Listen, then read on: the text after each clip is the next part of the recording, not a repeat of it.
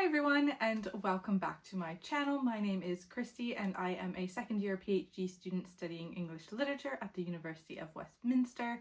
Today I have a very long overdue video, which is my joint wrap up for the months of February and March. Normally I like to do this at the end of every single month, but time has just gotten away from me lately, so we're doing a joint one and this is probably going to be fairly long.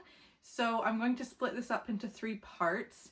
And I'll create chapter headings so that you are able to jump where you want within this video, but essentially I'm going to start off with the books that I read during February and March, followed by the books that I'm currently reading. There's only 2, and I am going to then finish off with a little haul of the books that I have purchased in February and March as well. I'm also going to sneak one book in that I technically bought on the 1st of April, but I just figured it's easier to talk about it all just now. So yeah, hope you have a nice warm beverage, or cold depending on where you are.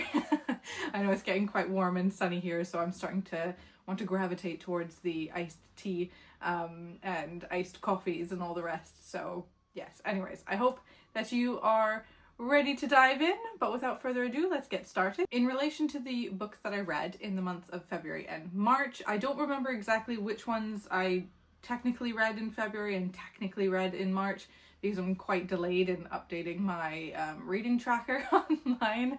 I definitely finished them during those months, but I can't remember which ones were which, but I have put them in the order that I finished reading them in. To start off, we have The Mermaid of Black Conch by Monique Roffey. This is actually a reread for me. I read this about 2 years ago, and when I initially read it, I gave it 5 stars. And this I was reading because I was absolutely certain that this was going to be part of my PhD thesis and that it was going to be part of this specific chapter that I'm working on. And I reread it, and it's not going to be part of the thesis anymore. It's not that I necessarily dislike it more than when I first read it. Like, I still really enjoyed this, but I think I'm just a lot more critical about it. And also I don't remember it being as I don't know how to frame this, like, romance. It is a love story, it is a romance, but I didn't expect it to, I forgot that it was quite intimate. Let's put it that way. And yeah, it just didn't do the same things for me as it did the first time around, which was a bit disappointing, especially because then I was thinking, oh well, what the heck am I going to be writing about? So yes, I did still enjoy it. I do still think that this is a absolutely gorgeous book. It is essentially about a mermaid whose name is Isia. I'm not pronouncing that correctly. I'm really bad with pronunciation. And essentially she is a mermaid, and she starts developing a relationship with one of the local residents. This is set within a Caribbean island. I can't remember the name of the man. David. So David is like a fisherman, and he goes out and he starts basically serenading this mermaid, and he's very enraptured with her. And then one day he is following along watching a boat of some white American men who have come to do fishing off this island, and the mermaid appears because she hears the sound of David's boat, and then she is pursued and hunted. It's a very visceral hunting scene, which is written really, really well, and it's quite intense. It's obviously got a lot of ecofeminist undertones, or overtones I suppose you would say, in this, and the violence of men against women, and they eventually do exhaust her and capture her, and she is strung up like a fish. She's still alive, obviously. David rescues her, and then the story kind of goes from there as she slowly begins to transform from a mermaid back into a woman completely, and then things develop from there. I don't want to give anything more away. It is a beautiful love story. It's a bit questionable at times, I would say, but yes, there's lots being spoken here, obviously, in relation to colonialism, and there is, oh gosh, what is the woman's name? It's been such a long time. She basically befriends this woman who previously is like plantation type owner, and she owns basically the entire like land of this island, and she has a little deaf boy, and the boy, I think his name's Reggie. I'm not entirely sure. I'm really bad at this is why I like to do these at the very end of the month, because I forget things so quickly, and this is a reread. I've read this twice. I still can't remember names. I'm pretty sure it's Reggie. Yeah, it is Reggie. He's the little boy, and she becomes really close friends with him. They have a lot of understanding between each other, especially because the mermaid is initially non-verbal when she's taken from the sea. And yes, it is, there's a lot going on in this book, and I think it's worth a read, but I was a bit disappointed that I didn't love it as much, clearly, as I had done when I read it the first time, or I was just more critical about the story in and of itself. Then we have a book that was published just last year, and this is We Are All Ghosts in the Forest by Lorraine Wilson. This is my second read from this author. I read the previous book by her. I don't know if it's her debut. I think it might have been her debut, which is titled Mother Sea. And I really enjoyed that. I think I spoke about it just recently in one of my wrap-up videos as well. This is fantastic. I really love this book. It's so unique. It's set in a kind of post-apocalyptic situation in which essentially there are digital ghosts, and they can be quite harmful and destructive, especially within homes. And there's this there's a disease kind of contagion element that comes into play. I don't want to spoil anything, so I don't want to say too much about that. But ultimately, the main character, I think her name's Katerina. I got that right. Katerina, who is basically like a herbalist. She is able to do quite a lot with herbs, so obviously there's the accusation of witchcraft that then comes from that. But she finds a young boy, Stefan, who is non-verbal. He's a young teenage boy, and basically he appears to her with a note that his father had given him, being like, find this woman, she'll take care of you.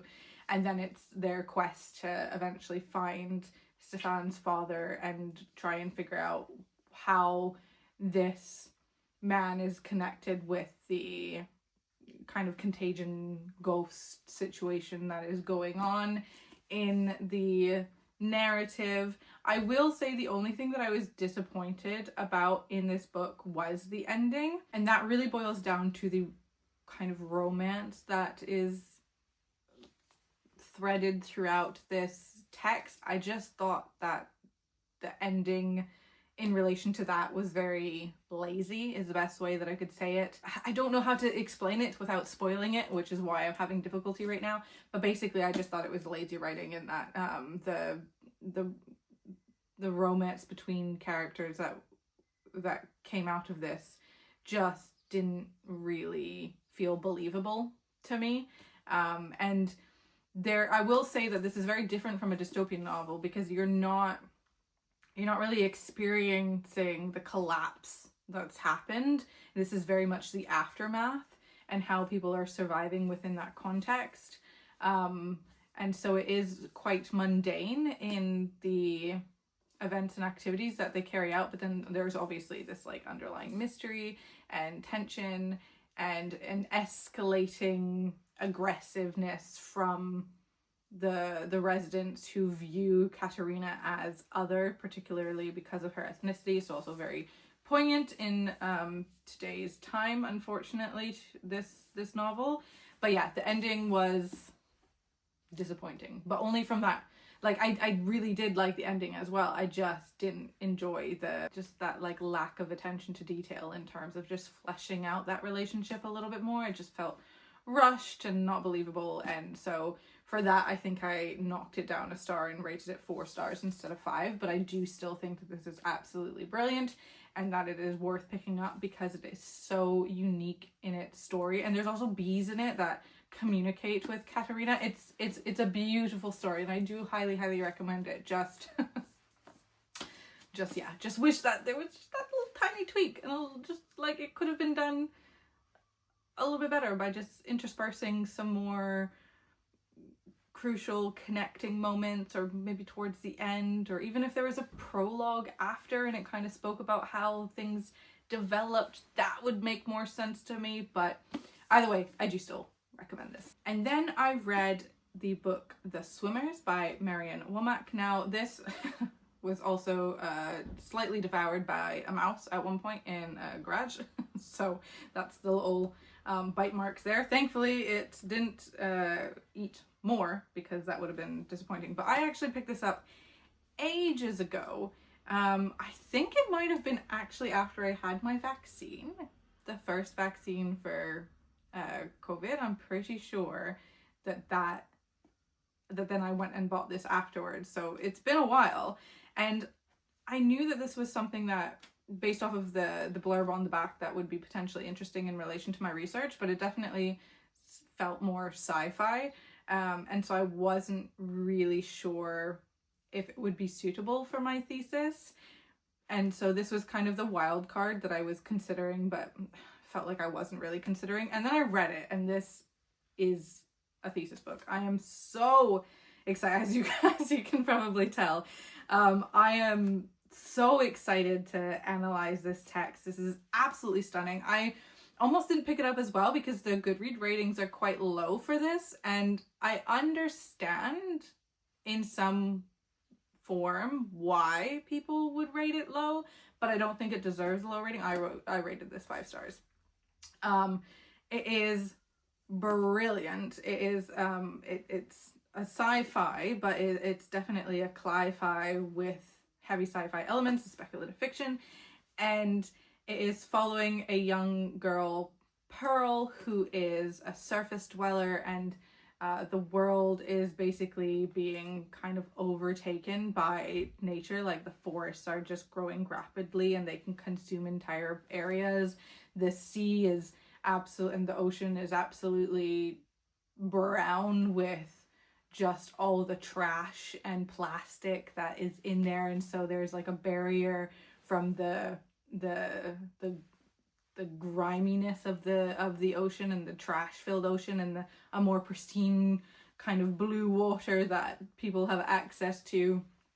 And so there's that like barrier from the realities of what humanity has done, although people can definitely still see it. And yes, and then there's other folk who are in, the only thing I couldn't really understand is there's the ring, and there's the upper ring, and then there's, oh my gosh, I'm literally writing about this and I've already confused myself. But there's upper settlement and the ring. And I think those two things are the same thing, but I'm not I'm not 100% sure. That was the only thing that confused me. I was like, are these two places that are above the surface? And basically, like, you know, this is where the more wealthy folk are. If it was two separate, like, if there were 3 levels or if there was only 2, I was a little bit confused by that. And Pearl is a young girl living within this, and there's a very weird element in this as well. Complicated relationship with a mother who's grieving over loss, and the swimmers is like this notion of people who have kept this secret, and they essentially are swimming out to the sea, and at some point the notion is that they swim out to the sea and they don't ever come back. They like sacrifice themselves to the sea. So there's that kind of like occult, religious almost undertones throughout this as well. And then there's a young man, Arlo, who Pearl's stepfather ends up pairing her with to be married, and Arlo is a starborn, so he had never been actually to the surface of the earth until he meets her, and they're supposed to get married. This is so difficult to explain. It's told from multiple perspectives between Pearl and Arlo, but there's also fables mixed in as well in terms of what people have been told, especially on the surface, and how those play a role in the characters' beliefs. But what I think is extraordinary about this is that this is actually a retelling of Wide Sargasso Sea by Jean Rhys, which is obviously a retelling, a reimagining of Jane Eyre from the perspective of Bertha. So when I went into this, I completely forgot about that, even though it literally says on the back that this is a claustrophobic dystopian reimagining of Wide Sargasso Sea is a fever dream. I had read it not even considering that, not even thinking about it, and then it was only when I was reading the back of it for whatever reason after having finished it that I was reminded that it's a reimagining of Wide Sargasso Sea, and then I immediately went and picked up Wide Sargasso Sea to read because I'd never read that before. And also the thing that confused me the most, there was one point in the book where I got confused over who, like, where they were, who was telling the story, and having now read Wide Sargasso Sea, I think that just mirrors the same kind of confusion that can happen within that text. But the thing that really baffled me, I guess is the best thing to say, was the ending of this book, because for the longest time you think it's going in a certain direction, then it turns, and I just felt very confused by it. I was like, this doesn't feel right. This feels ominous in a way, and like something's unsettling, and I don't believe this kind of like quote unquote happy ever after type situation, which that's not what it's implying anyways, but there's that kind of like, oh, everything is settled in a way. But it felt very unsettling for me when I was reading it because of how this character is throughout the text. And then knowing that it's Wide Sargasso Sea reimagining, and knowing that that is a reimagining of Bertha within Jane Eyre, knowing what Bertha, who Bertha is and becomes in Jane Eyre, made the ending absolutely blow my mind. It made it make much more sense, but also, yeah, it was just, oh my gosh, I love this book so much, and I would highly recommend it. It needs more hype. It deserves more hype. I think that they should have done a different cover. I don't think the cover really does it justice, although I never realized that, again, until after I read it, that there's like plastic all here, like plastic bottles and stuff all here at the bottom in this image, and there's plastic like wrapped around these like Venus flytraps. Anyways, I adore this, and I would highly recommend it. Then I read another reread, which is Julia Armfield's Private Rights, and this is a cli-fi book. I can't remember if I've already spoken about this on my channel or not. I feel like maybe I did, but this is another thesis read, and this is about three sisters whose father passes away. The sisters are Agnes, Irene, Isla, or Isla? Isla? I say Isla, but maybe it's Isla. Anyways, and they exist in a world in which sea levels have risen, and everybody's still having to go about their mundane daily life, like going to work and things, but you have to get ferries to get there. Houses are crumbling into the sea, and electricity power outages, etc. are happening, and everything just feels like it's getting worse somehow, but it's such a slow incremental thing that this has become the new normal for everybody in this world where it's just like raining all the time, and if the sun comes out, everybody, basically their bosses say, well, go and take the afternoon off while the sun is out because it's so rare.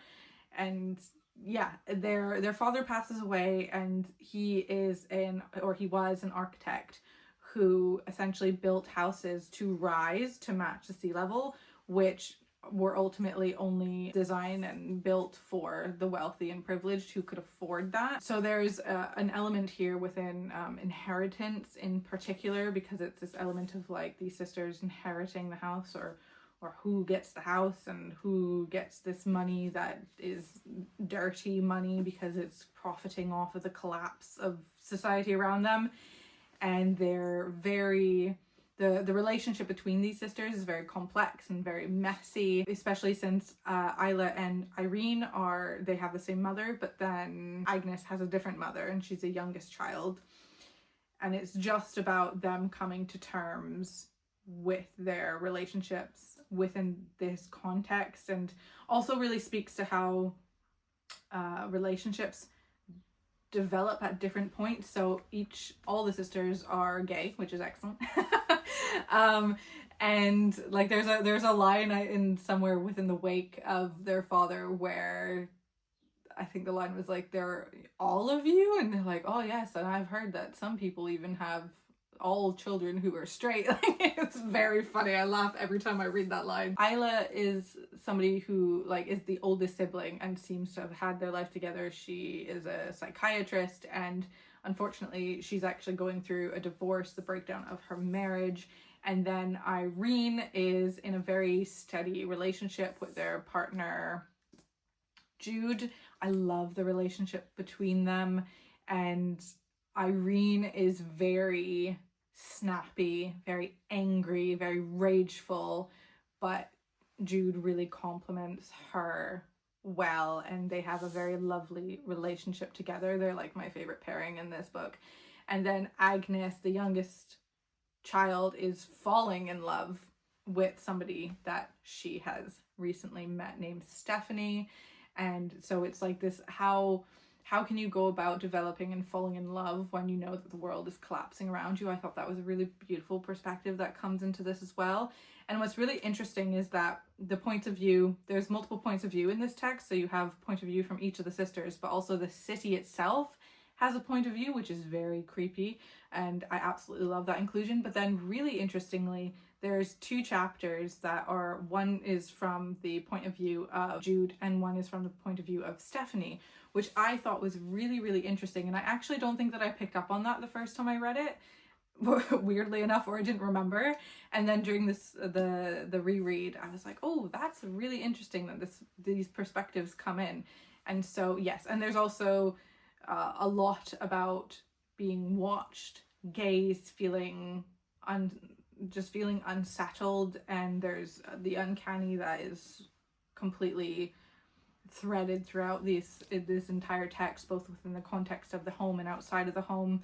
And also there's, you know, within the title private rights, like what is private, and is there any such thing as privacy? And so yeah, it's very interesting. I don't want to spoil anything, so I don't want to say more to it, but this also is a very interesting text in that it plays with genre. It makes you think that you're reading something and then it switches to something else. So I would highly recommend this if that sounds intriguing to you, and if you like anything weird, horror, although it's not overtly horror. So if that's something that you're like, oh no, actually I really like, I like the sound of it until you said that, like, it's not overtly horror. It's got the gothic, like, haunted house-esque elements to it, and just a novel about sisterhood. So for example, if you liked, what was it called, Blue Sisters or something by Coco Melors, that has that like messy sibling relationship, read this. This is so much better. Sorry, but I read Blue Sisters and I just, like, I thought I was gonna love it, and then I was just disappointed by the end. This one, highly recommend. So yeah, that's what I will say about this. And then the last book that I read in the month of March is none other than Wides Forgot to Sea by Jean Rise. I obviously read this because I read The Swimmers, and that is, like I say, a reimagining of this book itself. So I wanted to read the original material that inspired The Swimmers. But then also this is obviously a reimagining of Jane Eyre from the perspective of Bertha, who is named Antoinette in this text. I feel weird saying Bertha, and if you've read this book, you'll know why. But this is absolutely beautiful. I think I like this more than Jane Eyre, to be perfectly honest. Also, it's short, which is brilliant, but there's just so many complex layers of, like, I've never read Jane Eyre as a romance because I just think that Rochester is not a good individual, and I've never been happy that Jane ends up with him at the end of the book. And this kind of just speaks to a lot of that narrative of madness and control, and it's so heartbreaking to see Antoinette's decline as Rochester really, yeah, becomes just cruel. Also, Rochester is not named in this, which I think is quite cool. He remains nameless, but you know who it is. And the end of this book is basically Antoinette about to set fire to the Thornfield mansion that we obviously read in Jane Eyre. So this is just an absolute masterpiece of a book, and if you've not read this, especially if it's been on your TBR for a very long time, go and pick up a copy. and read it because it is incredible. This is probably one of my favorite books now, honestly. It's so powerful, and also knowing that Jean was so consumed by the idea for this story to then eventually have it written, like you can really feel that passion and drive she had to tell this story through her writing as well. And I've never read anything else by her, but now I absolutely do want to pick more up, especially in relation to her short stories, because wow, the descriptions too of the environment around her, some of the flowers, etc., is just so luscious and delicious, and I absolutely adored this book. I gave it 5 stars. I'd give it 6 if I could. Like, that's how good this was. So highly, highly, highly recommend it. And I'm so excited to be pairing this with The Swimmers and kind of looking contextually at what that is doing in relation to my thesis. I'm so excited. It makes me it makes me really excited to get to the writing, and I'll probably read it again. So those are all the books that I read in February and March. There were not many. I only read 5. So, you know, not as much as I've been reading last year, but I knew that that was going to be the case because obviously the focus is a lot more on writing. It was actually really good, those 2 reading months, because I absolutely adored every single book that I read, bar Mermaid of Black Conch, which was surprising because I thought I had already loved that one. In relation to the books that I'm currently reading, and which I have started in February or March, I'm not going to mention anything that I'm reading that I've only just started in April, for example. So I'm more than 50% of the way through The Artist's Way. I started reading this in February to start the 12-week program in March. The 1st of March is when I started, so I'm on week 6 now. And this is by Julia Cameron. It's been around for a while. You have probably seen multiple videos about it. It's about, you know, trying to find the creative in you and kind of pushing through blocks, etc. So I'm actually leading a group of us who are doing the 12-week program over at Accepted Society, and that's been really fun. We have weekly check-ins, and the discussions that are coming out of that are absolutely incredible. Yesterday we talked, the meeting's only supposed to be an hour and we went on for 2.5 hours. It's been a really interesting adventure. Week 4 was absolute hell on earth, and I failed, which I think is why I'm struggling a bit more with it now. Hopefully I will make it all the way to I think it's in May, like towards the end of May, that it'll be the 12-week length. So yeah, enjoying it. And then the next book that I am reading still is The Sunrise on Reaping, which is the new Hunger Games book, obviously from the perspective of Haymitch. I was so excited to get my hands on this. I technically pre-ordered it a couple of days before it came out, but because I wanted it on like the day that it was published and I knew I wouldn't be able to get to a bookstore. It did arrive, I think, the next day, which was slightly disappointing, but I say that and I'm only 100 pages in still. I absolutely flew through the first 100 pages, but then life just happened. Thesis chaos was happening and I haven't been able to pick it up since.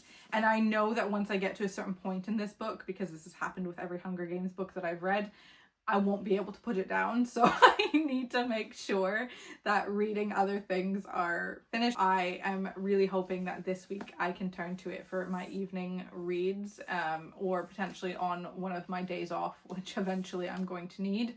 But this week I'm really actively writing, doing the draft of this chapter. So I think that this will be a good time for me to be able to take breaks and read something that has absolutely nothing to do with the thesis. And I am just so excited to read this, but also I know it's going to devastate me completely. I am a huge Hunger Games fan. The movies are one of my favorite movies of all time. Katniss, I think that I've mentioned this in my book newbie tag, is my favorite female character of all time. Obviously, she's not within this book, but the Hunger Games series is just an incredible, incredible series. And honestly, I don't read YA very much anymore, so it's been really nice as well to have that style of writing to read. It doesn't feel as exhausting as, you know, the literary fiction that I might be reading normally. So yeah, I'm really, really enjoying this, and I cannot wait to get through it all, but also I'll be sad when I'm finished it, because then then when will the next Hunger Games books come? But also this edition is freaking stunning. This is just the normal standard UK edition, and when I read it, I just take off the dust jacket because I don't actually love the style of this cover. I have the special edition collection of the Hunger Games. They're very beautiful. And not to say that this isn't a nice cover, it's just I just don't love it. So eventually I'm probably gonna have this on my shelves just as a naked hardback because it is gorgeous. And yeah, those are the two books that I'm currently reading. So now I'm going to take you through a very quick haul of the books that I have accumulated in February and March, with one on the 1st of April that I'm going to throw in. And I say accumulated, but I have purchased all of these books. None of these were gifted to me, unfortunately. But one kind of, but we'll get to that. But the first one I want to speak about is Hungerstone by Kat Dunn. And this is a vampiric gothic type of story. I literally don't know hardly anything about this. The reason I picked this up, I was heavily influenced by Kaylin, my friend, who is also known as the Redhead Academic, and I saw her speaking about it, and I think a bookseller, if I'm remembering correctly from the video, recommended it to her, and as she was talking about it, I was like, that sounds up my street. I need that.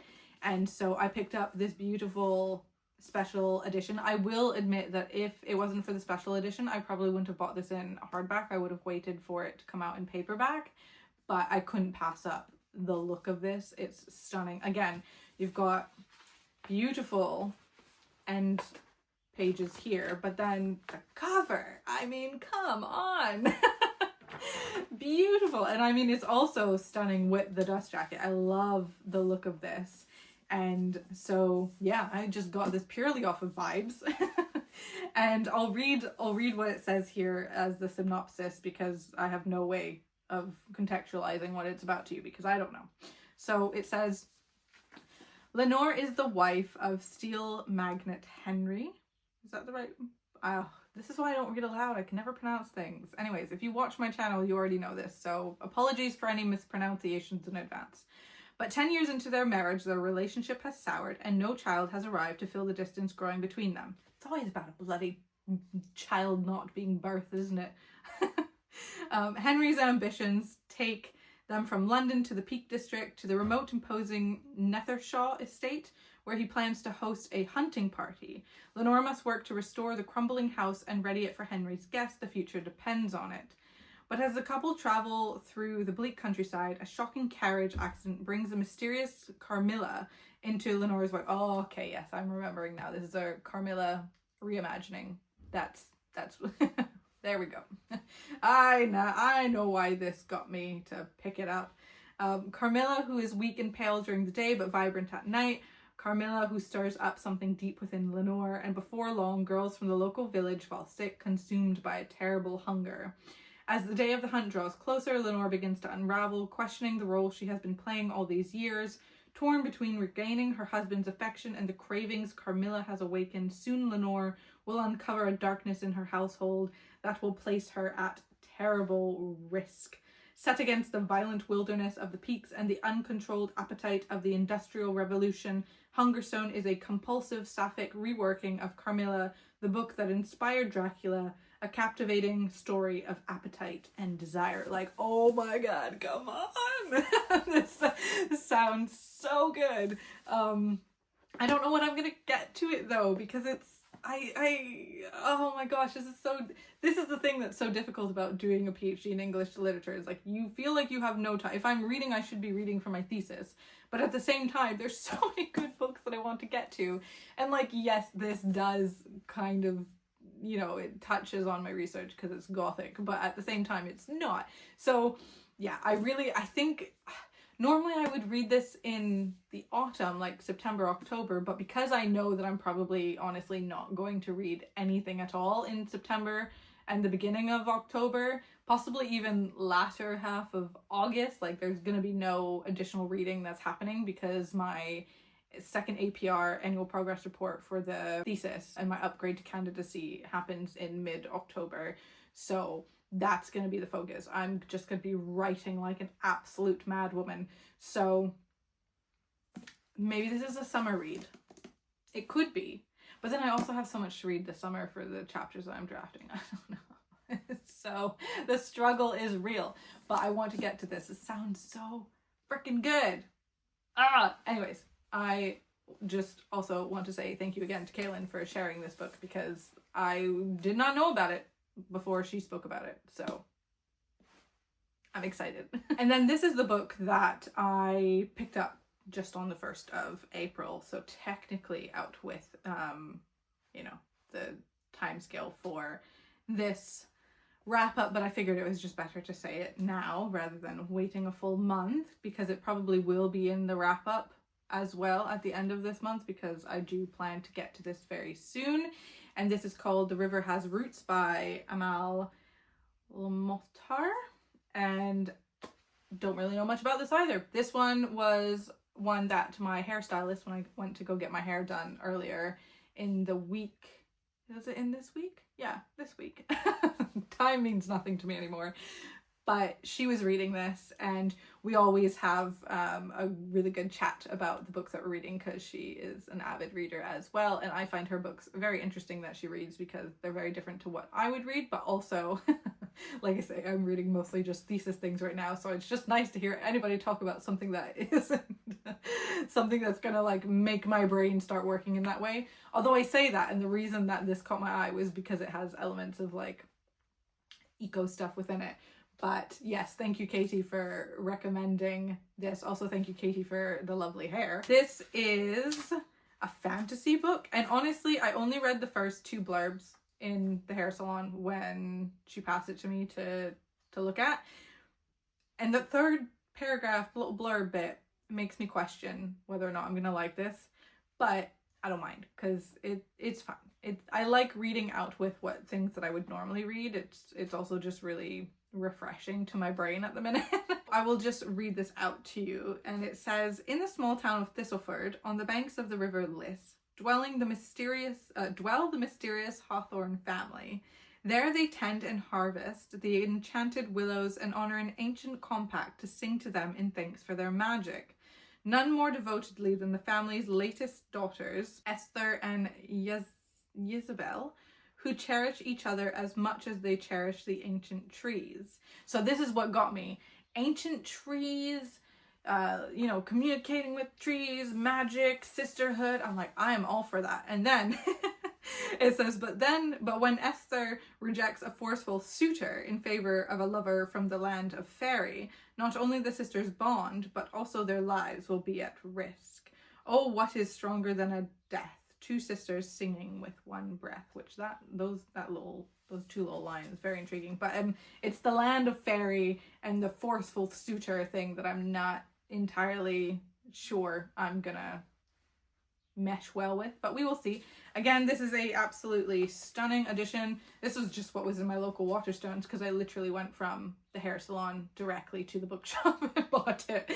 But it's actually signed by the author, and it has these beautiful end pages as well. It's just so many beautiful books. And this one also has beautiful illustrations inside as well. So this is the book that I want to turn to once I have finished the Hunger Games, the Sunrise on the Reaping, because it's very short. It's 129 pages, and that is including, you know, there's literally full page illustrations. So this will take me a day, and will be a great thing to read, I think, just like on a day off or potentially at night, because I think that it will be quite a cozy read. I don't know, I'm just guessing that, but like, yeah, you can see there's loads of blank pages and stuff, so I think I can read this without a problem in a day, and so I hope to get to it this month. Then we have a book that I purchased last month. It's a book that just came out. I purchased it on the day that it was published, and this is called Landscapes by Christine Lay, and it is published by Influx Press. This, don't know much about, besides the fact that it is eco-fiction, and so it might be a contender for my thesis, but I have to read it to really make that decision, because although it's contemporary speculative fiction written by women, my scope, this originally wasn't on in my periphery because I had quite a narrow selection of text in terms of just how the boundaries that I created for myself. But so with discussing with my supervisor, we've expanded that a little bit, so it's just opened up a few other texts that I'm quite intrigued by and might consider for, like I say, the thesis. And this is one of those, but it's quite difficult for me to explain the context of how I select these texts because speculative fiction is quite broad, and I do think that there's definitely more of a fantastical element that I'm looking for from the texts that are dealing with the climate crisis. And sometimes these texts just read, even though they're speculative technically, they read a lot more realistic, if you will. I'm really intrigued by this. This is something that I'll get to within the next 2 months for sure. I don't want to read it while I'm drafting my current chapter 4 because I can get very overwhelmed by all the other texts and all the other ideas and everything like that. Like, just the scope of a PhD is very overwhelming. So I've told myself I'm not reading other potential texts just now until that's closer to wrapping up. So hopefully, I think maybe mid-May, if I could be reading this in mid-May, knowing that that chapter draft is wrapping up, that would put me in a really good position, and I'd be very happy with that. But I'll read the blurb because, like I say, I don't really remember what it's about. And I do believe this is a debut novel. So, set in a near future fraught with ecological collapse, Christine Lay's mesmerizing and prismatic debut novel, there you go, landscape is a brilliant exploration of memory and preservation, and of art as an instrument for recollection and renewal. In the English countryside, decimated by heat and drought, Penelope archives what remains of an estate's once notable collection. As she catalogues the library's content, she keeps a diary of her final months in the dilapidated country house that has been her home for 2 decades and a refuge for those who have been displaced by disaster. Out of necessity, Penelope and her partner, Aidan, have sold the house, and its scheduled demolition marks the pressing deadline for completing the archive. But with it also comes the impending return of Aidan's brother, Julian, and at whose hands Penelope suffered during a brief but violent relationship 22 years before. As Julian's visit looms, Penelope finds herself unable to suppress the past, clinging to art as a means of understanding, of survival, and of reckoning. Recalling the works of Rachel Cusk and Kazuo Ishiguro, Landscapes is an elegiac and spellbinding blend of narrative, essay, and diary that reinvents the country house novel for our age of catastrophe and announces the arrival of an extraordinarily gifted new writer. You know when I said I was going to read this in 2 months' time? I think I need to read this week. This is why. Oh, there's always more to read, I swear. Anyways, this sounds brilliant. It sounds absolutely brilliant, and I am excited to get to it. Some other blurbs here include, this is an extraordinary work, a contemplative novel set in a post-apocalyptic landscape that mediates on painting, specifically J.M.W. Turner's Ruins. Another person says, gentle and wise, intimate and atmospheric, elegant and impressionistic, at the center of Landscapes is a question that is almost always on my mind now. What do we do with art, with beauty, in a time of crisis and collapse? So, yeah, I might have to start this today. And now we're on to the last 3 books that I picked up during the month of March in particular. I think maybe it was still February and March, but these are all Folio Society books. I collect Folio Society, and the first one is what do you know, another copy of Wide Sargasso Sea, which technically also this month, during the timescale of this wrap up, I also bought the paperback copy that I showed of Wide Sargasso Sea, and also obviously the Sunrise on Reaping, the new Hunger Games, and also The Artist's Way, which technically I bought at the end of February on my e-reader. But this was actually the first copy of Wide Sargasso Sea that I bought, because once I had finished The Swimmers and I went to look to get a copy of Wide Sargasso Sea, normally what I would do would be buy it on my e-reader, especially when I need it immediately. But weirdly enough, it wasn't available on Kobo, and then I found it my local bookshop, it's still an hour away, but it didn't have any copies of Wide Sargasso Sea. It was very difficult to find, and I'm shocked by it. But I did find on eBay this beautiful Folio Society edition, and it was only £12, and I was like, absolutely, considering the paperbacks were like $8.99 or whatever.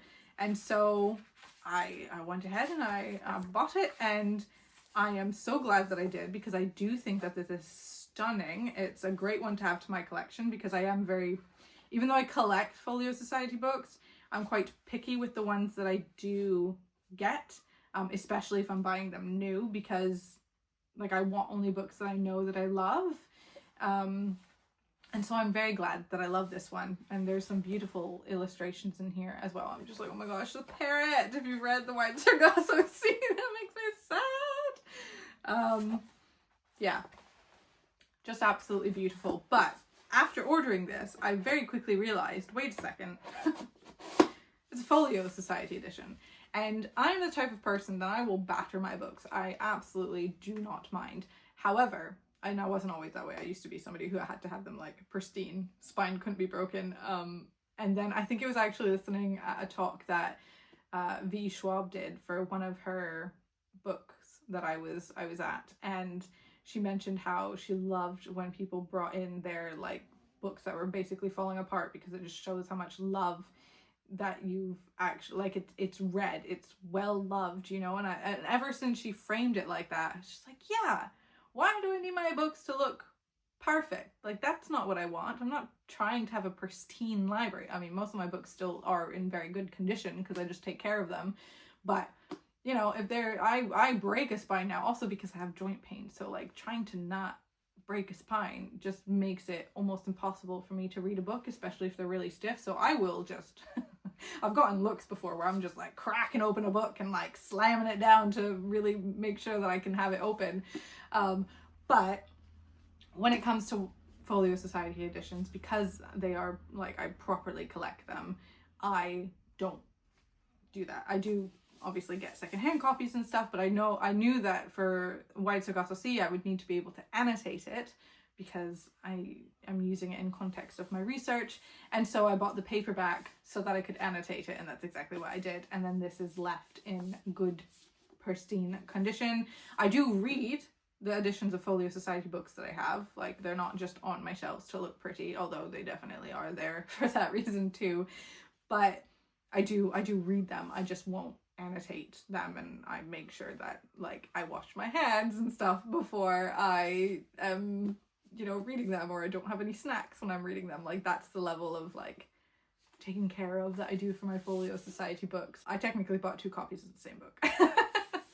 And then the other 2 Folio Society books that I've purchased, I was so incredibly lucky because I entered a giveaway on Instagram that was a joint giveaway for Bird and Blends tea, which is my favorite tea here in the UK. And it was like a wellness box, and it had 3 bags of a variety of teas, which I absolutely adore. And I was like, oh, these are some of my favorite teas. And it had like a little tea journal and one of the perfect teaspoons, which I already had one, but it's good to have a second. And then some matcha as well, which I actually sent to Kaylin because I'm not a matcha girl and I know that she is, so I have no idea if they were any good or not, but I figured that she would enjoy them more than I would. In addition to that, they was also combined with Folio Society, and the Folio Society part of that giveaway was a £150 gift voucher, which I still can't believe. When they messaged me saying that I won, I literally had to sit down. I was walking down the stairs of my house and I just sat down and went, oh my god. And my husband's like, what's going on? I was like, I won a giveaway. And he's like, what? And I was like, it was for tea, but also Folio Society, because Folio Society books are so expensive. And like I say, I do collect them, but I normally only get like one for myself at my birthday or something like that, or if I see them secondhand. Normally it's in like a secondhand bookshop more than like a thrift shop, but that's how I get a lot of them as well. Like, I have this set of Anne Radcliffe books, which is stunning, and I actually found that in a secondhand store years ago for like 40 quid or something, and I was like, absolutely. Buying them new is always a very big treat, but I knew for sure one of the ones that I wanted, and my birthday was in February as well, so like this, it still felt, because I wasn't going to be able to buy myself one this year just because finances, this meant that I had a very lovely still Folio Society birthday treat. So I knew the first one that I wanted to get with the voucher, which was none other than Frankenstein by Mary Shelley. I have had my eyes on this for ages.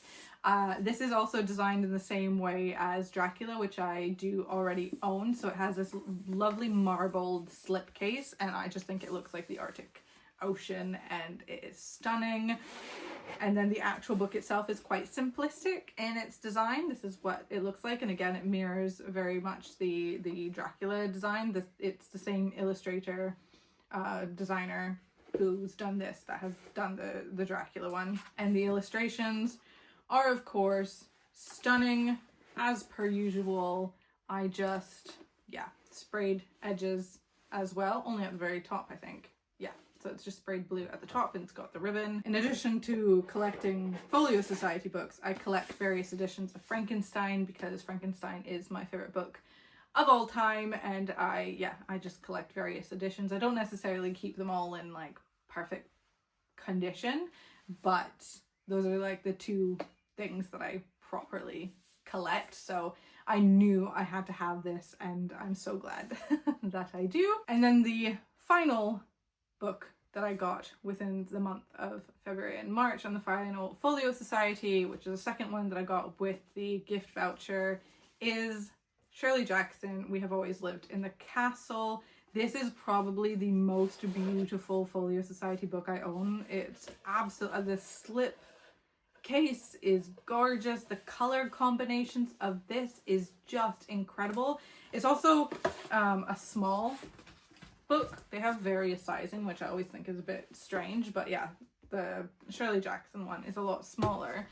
And they do have The Haunting of Hill House in this kind of design as well, also very beautiful. But like I say, I'm very like selective which ones I want to collect, and We Have Always Lived in the Castle is my favorite book by Shirley Jackson. I enjoyed The Haunting of Hill House, but I was quite surprised by the fact that I didn't love it as much as I thought I would. So yes, I could have also got The Haunting of Hill House to like, because I do quite like having a collection, like, you know how Frankenstein, the design is like similar to Dracula, but I decided against getting the Hill House because I didn't love it as much as I thought I would, and that I think that largely comes down to the fact that obviously now reading it, that trope of the haunted house is what we know as the haunting house trope, and so it feels a bit lackluster, whereas obviously when it first came out, like, that is a book that defined trope within the genre. So it feels different, basically, is what I'm saying, to compare to if I had been able to read it before reading all these other haunted house books. But I absolutely love We Have Always Lived in the Castle, and I just still can't get over these. It's so beautiful. So this is the only one that I got that they have. They have Haunting of Hill House, and they also have The Lottery. Oh my god, look at this! Stunning! Oh my goodness. They also have The Lottery, but that was, I think it was only a limited edition one. I don't know if they also had a general one, but the limited edition Folio Society books are just incredibly out of my price range. They sell out so fast as well, but they do have that one. I know that they had a special edition or limited edition of Frankenstein. I was so gutted that I couldn't afford it because it looks stunning, but I'm glad that they came out with a general one for their collection as well, because now I can have that one. So yes, those are the 3 Folio Society books that I picked up to add to my continuously growing collection, and I do still think I have like £30 or something like that on the gift voucher.